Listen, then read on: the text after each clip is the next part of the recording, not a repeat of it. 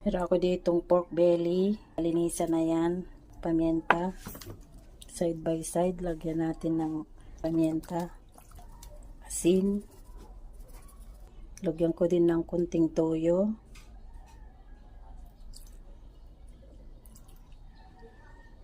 Lagyan natin din ng kalamansi.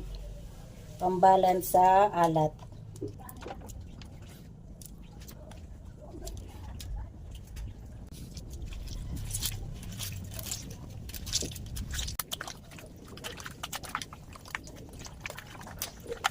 Naisipan lang namin mag-ihaw ng baboy kasi matagal-tagal na kami hindi nakakaulam. Ito na, na-marinate na po.